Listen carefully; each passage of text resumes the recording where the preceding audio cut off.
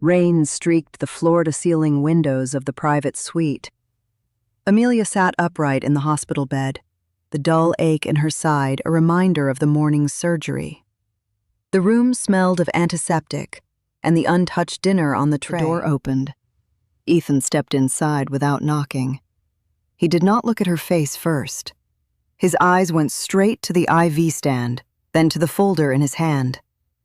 He placed it on the rolling table like a contract he needed signed before deadline. Amelia's fingers found the locket at her collarbone. Inside was the only photograph of her grandmother smiling on the day she signed the papers that built an empire. Ethan had never asked what was inside. He flipped the folder open. "I had them prepared this afternoon.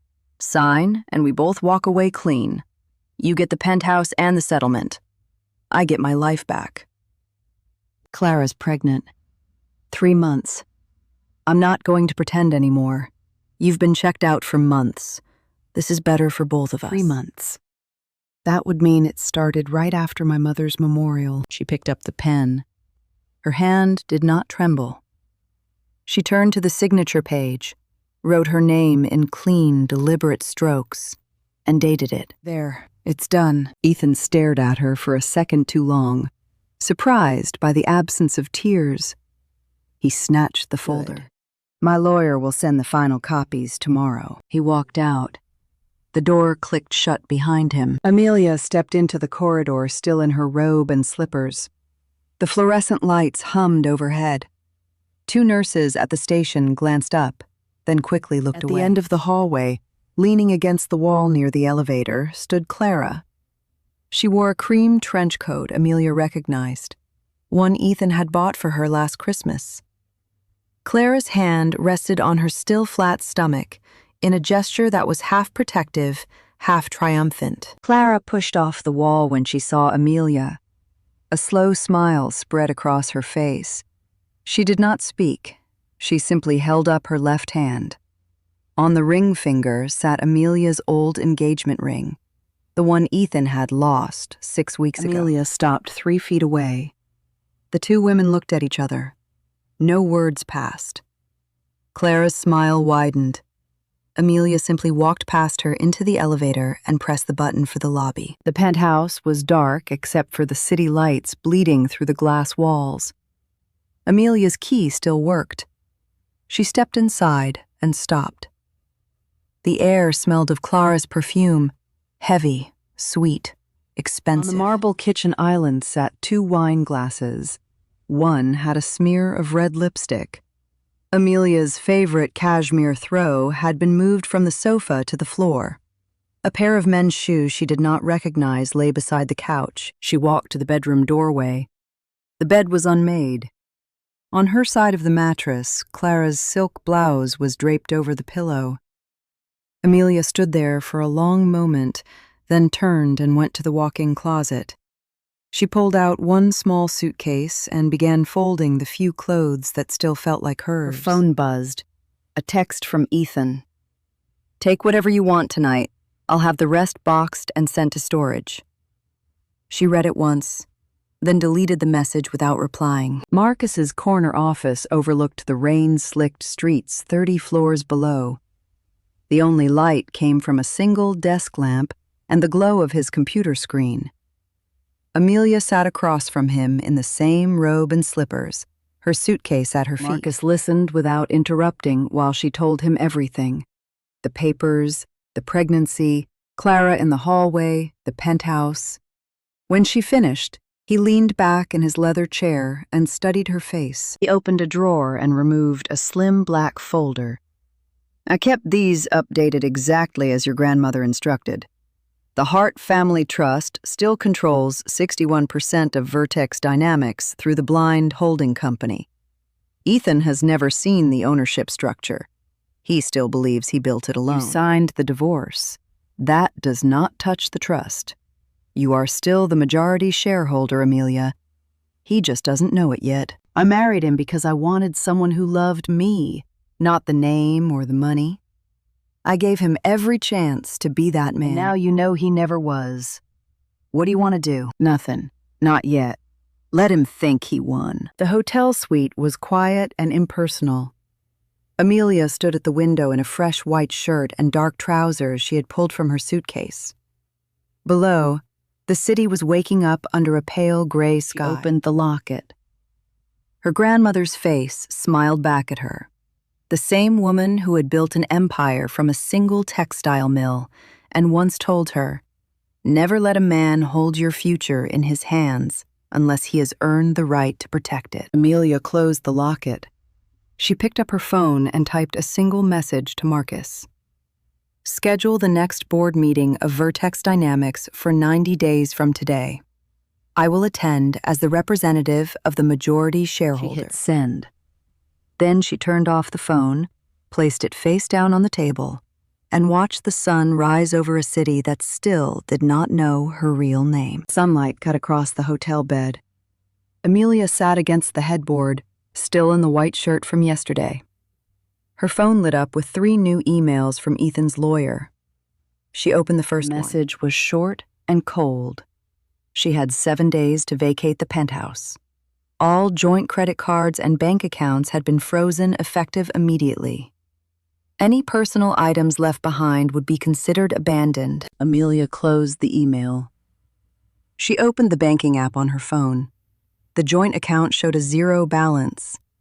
The credit card she had used for years declined when she tried to order room service breakfast. She set the phone down and looked at the small suitcase by the door.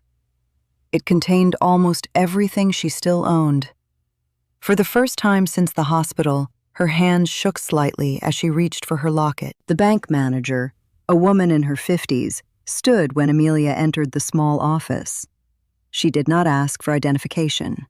She simply smiled with the kind of respect usually reserved for long-standing, high-value clients. "Ms. Hart, we received notice that your joint accounts were closed this morning. I took the liberty of preparing a temporary access card for your personal account. The family line remains fully active, of course." Amelia accepted the card. She noticed the manager's eyes flick briefly to the gold locket at her throat, then away. No one had ever looked at her like that when she was only Ethan's wife. The manager slid a document across the desk. "If you need any assistance transferring funds from the trust holdings, we can arrange it discreetly. Your grandmother always preferred privacy in these matters." "Thank you. I'll handle it myself for now." The manager nodded once, as if she understood something Amelia had not said aloud. Amelia sat on a bench near the pond. Ducks moved slowly across the water. She held her phone to her ear. Marcus's voice came through clearly despite the wind. "Ethan's lawyer filed an emergency motion this morning. They're claiming you're a flat risk and asking the court to freeze any remaining assets in your name. It's aggressive even for them." Amelia watched a child throw bread to the ducks. "What about the quarterly statements from the holding company? Did they arrive?" "They arrived yesterday. The dividend from Vertex was deposited into the trust account as usual. Ethan's new finance team sent an inquiry about the source of the payment. I told them it was routine trust income. They haven't pushed further. Yet." "Keep it that way. I don't want him looking too closely. Not until I'm ready." Amelia entered the glass lobby of Vertex Dynamics wearing dark sunglasses and a simple black coat. She carried a visitor badge Marcus had arranged under a false name. No one recognized her. At the marble reception desk, Clara stood in a tight red dress, laughing with the security guard. She wore Amelia's old engagement ring on a chain around her neck now. A large framed photo of Ethan and Clara at a recent gala had already replaced the old company portrait in the lobby. 2 employees walked past Amelia without glancing at her. One spoke loudly enough for her to hear. "Good riddance to the ex-wife. Word is she tried to take half the company in the divorce. Ethan shut that down fast." Clara turned, saw Amelia, and smiled the same slow, victorious smile from the hospital corridor. She raised one hand in a small wave, then turned back to the guard as if Amelia were invisible. Amelia sat by the window of the cafe, a cup of untouched tea in front of her. Across the street, Ethan's black sedan pulled up to the curb. Clara walked out of the building and slid into the passenger seat. Ethan leaned over and kissed her before driving away. Amelia's phone buzzed with another message from Ethan's lawyer.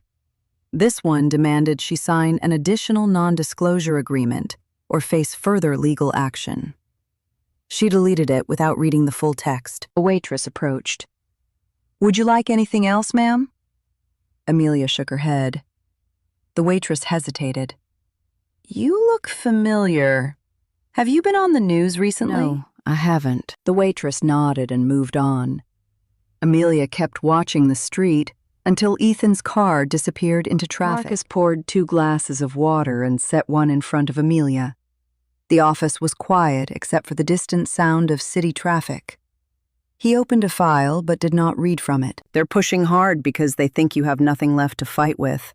Ethan filed paperwork this afternoon claiming the penthouse was purchased with company funds and should revert to him entirely." Amelia stared at the water glass. "And if I fight back now, he'll start asking questions about where my real money comes from." "Exactly. But there's something you should know. Your grandmother structured the trust so that any challenge to the holding company's ownership automatically triggers a full audit. If Ethan pushes too hard in court, the court will have to look at the real shareholder list. He still has no idea the majority owner is sitting in my office." "Then let him push. The more he pushes, the more he exposes himself. I can wait." Marcus closed the file. For the first time that day, Amelia allowed herself a small, tired smile. Amelia stood by the window in a simple gray blouse and black trousers. The city below moved as if nothing had changed. Her phone rang. Marcus's name appeared on the screen. She answered on the second ring. His voice was tighter than usual. "Ethan's legal team just filed paperwork to issue new shares and take a substantial loan against company assets. They're trying to dilute the existing ownership structure before the divorce is finalized." Amelia closed her eyes for a moment. "Can they do that without the majority shareholders' approval?" "Normally, no. But they're claiming the trust is inactive and that Ethan has operational control. The trust administrator received formal notice this morning. They want the name of the beneficial owner within 72 hours or they'll challenge it in court." 72 hours. What happens if we don't respond? They move forward with the restructuring. You lose the ability to block it quietly. This is the first time they've come this close to the trust. The office was small and deliberately unremarkable, located on the 42nd floor of a nondescript building. Only a single brass plaque on the door read, "Hart Family Holdings, Private." Mr. Langford, the elderly trust administrator who had served Amelia's grandmother for 30 years, placed a thick envelope on the table between them. "This arrived by courier 2 hours ago. Ethan Langford's attorneys are demanding disclosure of the controlling party. They're threatening litigation if we do not comply." Amelia opened the envelope. Inside was a formal legal demand addressed to the trust. At the bottom, someone had handwritten a note. "We know someone is pulling strings. Reveal yourself, or we will expose every layer." Mr. Langford watched her face. "Your grandmother designed this trust to withstand exactly this kind of pressure. But if they force a court order, your name will eventually appear. The choice is yours, Ms. Hart. Respond now and risk exposure, or stay silent and watch him dismantle what your family built. Prepare a response. Use the strongest language allowed. Block the share issuance and the loan. Do not reveal my name. Yet." Ethan stood in the middle of the sleek new living room, still wearing his suit from the office. Clara sat on the white leather sofa, scrolling through her phone. The space smelled of fresh paint and her perfume. Ethan's phone rang. He answered, listened for 30 seconds, then slammed it onto the marble counter. The trust just blocked the restructuring. Their lawyer sent a letter saying any attempt to dilute shares without their consent will be met with immediate legal action. They're threatening to freeze company bank accounts if we proceed. Clara looked up. "So what? It's probably just some old family trust that doesn't even know what's happening. Tell them to back off." "It's not that simple. My own finance team is asking questions now. They want to know who actually controls the majority stake. I've been CEO for 6 years, and I'm only just finding out there's a wall I can't climb over. Then find out who it is and buy them out. Or threaten them. You always get what you want, remember? Ethan stared out the window, jaw tight. For the first time, uncertainty flickered across his face. Amelia walked slowly along the stone path of the small memorial garden tucked behind an old church. A simple granite plaque bore her grandmother's name and the dates of her life. Fresh white roses lay at its base. She knelt and touched the cool stone. The locket felt heavier than usual against her chest. Wind moved through the trees above her. "You told me never to let a man hold what you built," she whispered. "But I gave him everything anyway. Now he's trying to take the rest." She stood. Her phone buzzed with a message from Marcus. "They're pushing harder. If we block this, Ethan will start digging. Are you ready for what comes next?" Amelia typed one sentence and hit send. "Tell them the majority shareholder will attend the next board meeting in person if necessary. Use my grandmother's name if you have to. Just stop him." Marcus read the message on his screen, then looked across the desk at Amelia. She had changed into a black coat, the collar turned up against the evening chill. She looked tired, but resolute. "If I send that response using your grandmother's name as precedent, Ethan's team will know this is personal. They'll start connecting dots. Your name could surface within days." Amelia met his eyes. "Then let them connect dots.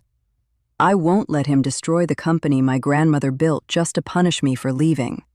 Send the strongest response possible. Make it clear the trust will fight any dilution or loan." "This is the line, Amelia. Once we do this, there's no going back to being invisible."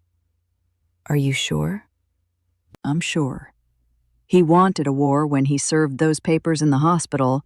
Now he's going to get one. But on my terms." Marcus nodded and began typing the response. Ethan sat across from his lead divorce attorney in a private dining room.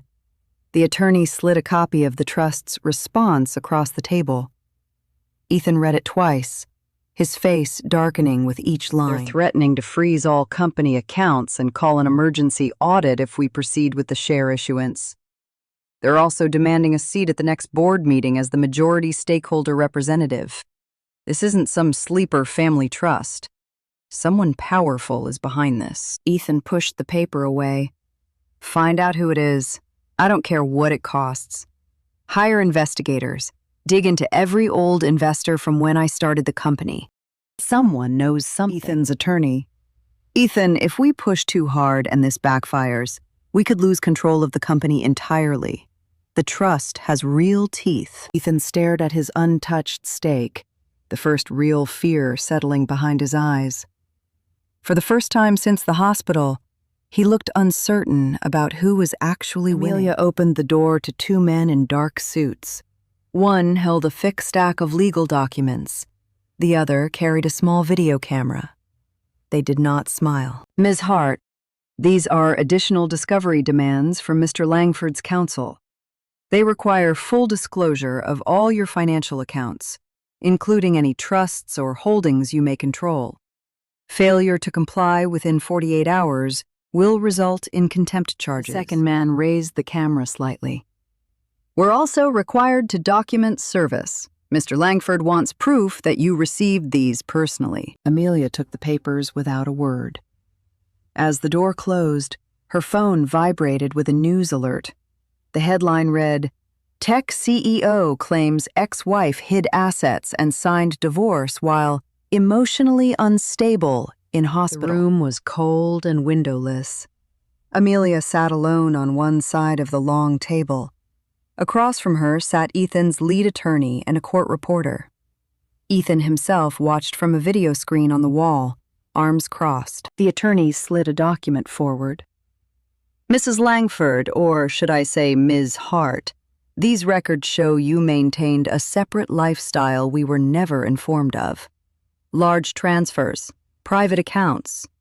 Are you prepared to explain where this money came from? Or shall we assume it was hidden to defraud my client during the marriage?" Amelia kept her hands folded in her lap.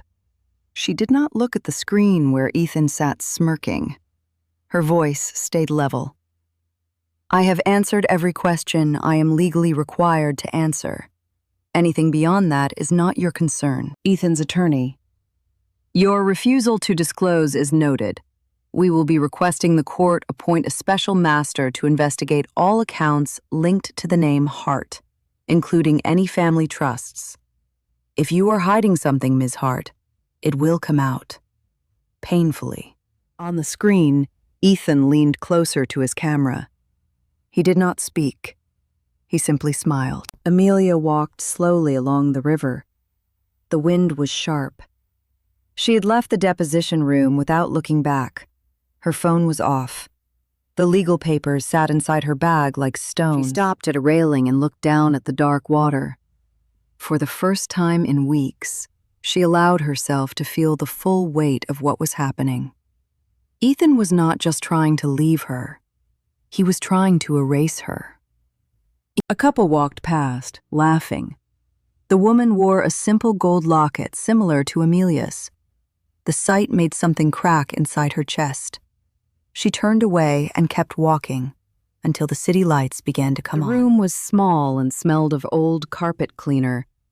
One narrow bed, a tiny kitchenette, a single chair by the window. Amelia had moved here after the hotel cut off her corporate rate when Ethan's team pressured the management. She sat on the edge of the bed, still wearing the same gray blouse from the deposition. The legal documents lay scattered on the cheap desk. Her suitcase was open on the floor, half unpacked. She reached into her bag and pulled out the locket.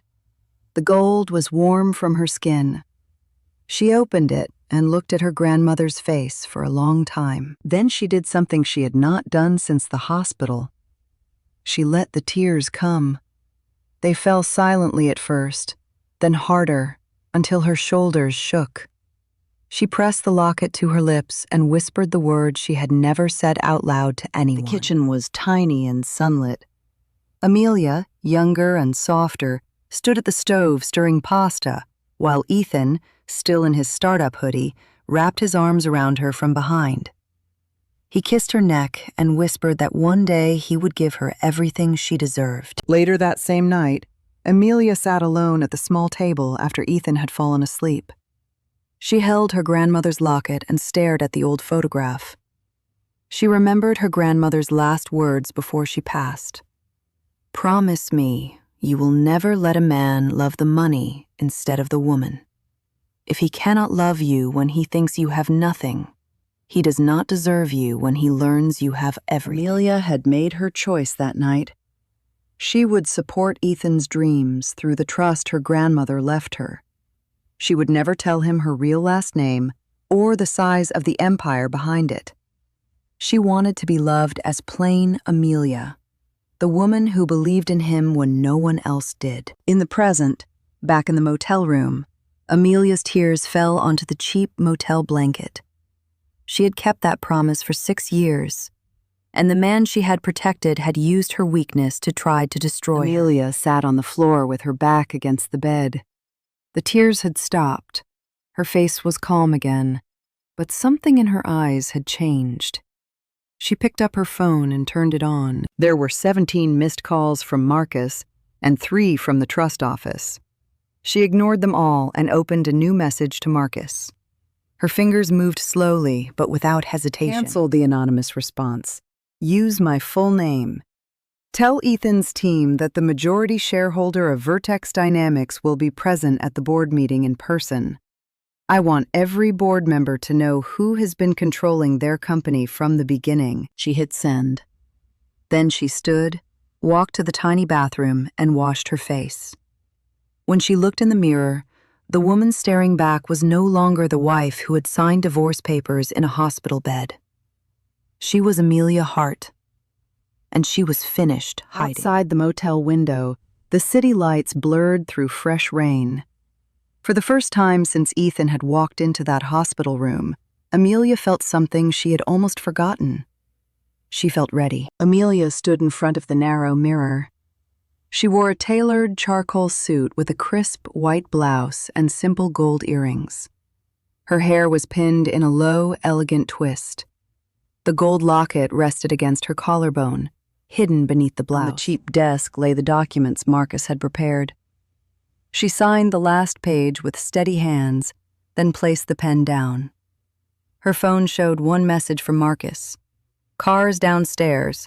The board has been notified that the majority shareholder will attend in person." Amelia picked up her handbag, checked her reflection one final time, and walked out of the motel room without looking back. The door clicked shut behind her. The black town car stopped in front of the glass tower. Amelia stepped out. Marcus walked beside her.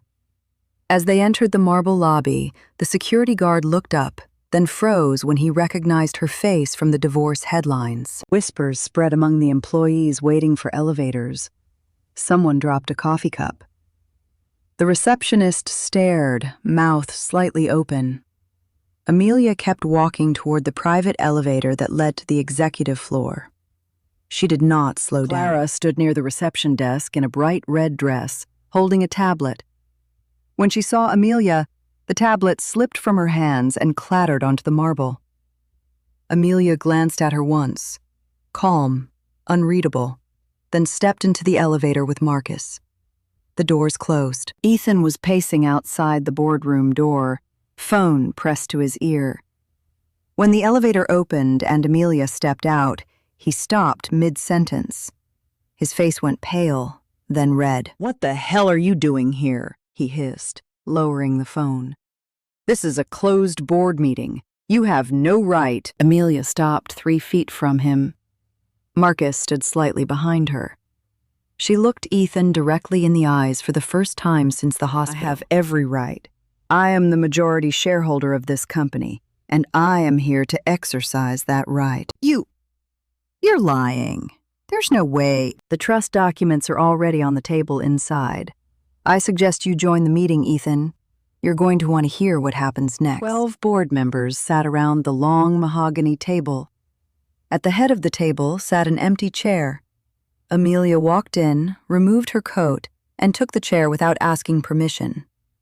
Marcus placed a thick folder in front of her. Ethan sat 3 seats down, gripping the arms of his chair.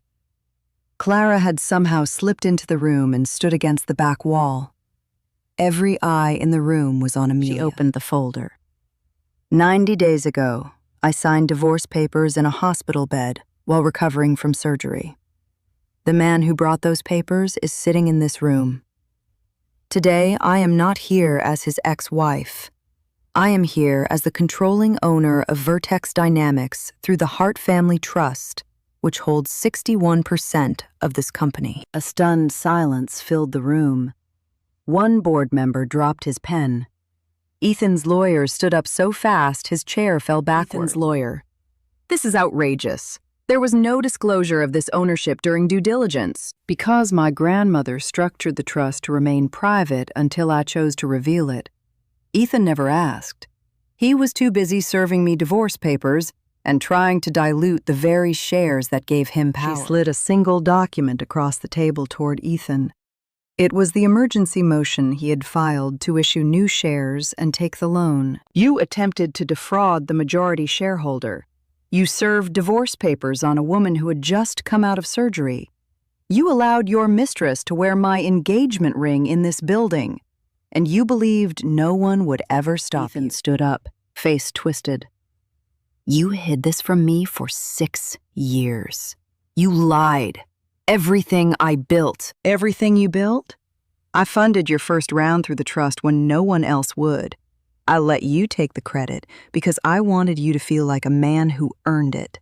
And the moment I became inconvenient, you tried to throw me away like garbage." She turned to the board members. Her voice did not rise, but every person leaned forward. "I am assuming the role of chairwoman of the board effective immediately. I am removing Ethan Langford as CEO for cause: gross misconduct, attempted fraud against the majority owner, and personal actions that have damaged this company's reputation and stability." A vote will now be taken. One by one, the board members raised their hands. The vote was unanimous.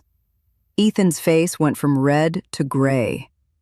Clara made a small strangled sound from the back of the room. "Amelia, please. We can talk. I made a mistake. The baby... Clara lied about the pregnancy.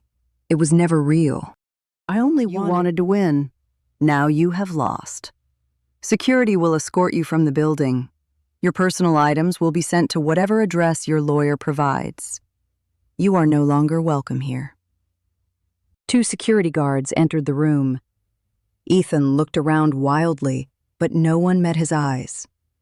Clara tried to follow him and was gently but firmly stopped by another guard. The room was quiet after Ethan and Clara were removed. Amelia remained standing at the head of the table. She looked at each board member in turn. This company will continue. It will be run with integrity and competence. Anyone in this room who participated in or enabled Ethan's attempts to circumvent the majority shareholder will be reviewed. The rest of you will receive new leadership that respects the actual ownership of this company. She closed the folder. The meeting is adjourned. I expect full cooperation moving forward. Anyone who has a problem with that can submit their resignation by end of day. Amelia picked up her handbag and walked out of the boardroom with Marcus at her side. Behind her, the board members remained seated in stunned silence. The door closed with a soft, final click. Sunlight poured through the tall windows of the corner office that now belonged to Amelia. The nameplate on the door read, Amelia Hart, Chairwoman. She stood behind the large desk, looking out at the city she had quietly helped build. Marcus entered carrying 2 cups of coffee. He placed one on the desk without being asked. The board has approved all your restructuring recommendations. Ethan's access has been fully revoked. Security changed the codes this morning. Amelia took the coffee. And the employees? Marcus. Most of them are relieved. A few are nervous. They'll adjust. You're not here to punish anyone who did their job honestly. Amelia. Good. Because I'm not here to punish. I'm here to protect what my grandmother built. And what I believed in for 6 years. She turned back to the window. For the first time in months, her shoulders looked lighter. Ethan stood across the street in the cold wind, staring up at the building. His suit was wrinkled. He had not shaved. In his hand, he held a phone that showed 17 unanswered calls to Amelia. He watched as employees left for the day. Some glanced at him and quickly looked away. A security guard at the entrance had already told him twice that he was not allowed inside. Ethan dialed Amelia's number one more time. It went straight to voicemail. He lowered the phone and whispered to no one, I didn't know who you were. A taxi pulled up. He got in without looking back at the tower. The car drove away into the evening traffic. The apartment was cramped and dimly lit. Boxes were still stacked against one wall. Ethan sat on the edge of an unmade bed, staring at the floor. His phone lay face down on the nightstand. Clara's voice came from the other room, sharp and tired. They froze the accounts, Ethan. All of them, even the ones in my name. What are we supposed to do now? Ethan did not answer. He picked up the phone again and opened the news app. The headline read, Amelia Hart named new chairwoman of Vertex Dynamics. Company founder ousted in dramatic boardroom coup. He stared at the words until the screen went dark. The old townhouse smelled of polished wood and fresh flowers. Amelia had moved in that afternoon. It had belonged to her grandmother and had stood empty for years. Now it felt like it was breathing again. She stood in the living room wearing a soft cream sweater and dark trousers. The gold locket was visible at her throat. Marcus stood near the fireplace, watching her. I always wondered why you never told him, Marcus said quietly. Even when things were good between us? Because I wanted to be loved for who I was when I had nothing to offer but myself. My grandmother was right. The moment he thought I was weak, he showed me exactly who he was. She looked at Marcus. Their eyes met and held for a long moment. Something warm and unspoken passed between them. Not rushed, not desperate, simply true. You don't have to carry it alone anymore. I know. I think I'm finally ready to let someone help. Amelia sat on the sofa with her legs tucked beneath her. Marcus had left an hour ago after making sure she had everything she needed. The house was quiet, except for the soft ticking of an old clock. She opened the locket and looked at her grandmother's face. Then she closed it and pressed it to her heart. Outside, rain began to fall gently against the windows. For the first time since she had signed those papers in the hospital, Amelia Hart felt at peace. She was no longer hiding. She was no longer waiting for someone else to decide her worth. Some people spend their entire lives chasing power, only to discover too late that the person they tried to break was the one holding it all along. Others learn that the greatest strength is not in never falling. It is in rising with dignity when the world expects you to stay broken. Amelia Hart had done both.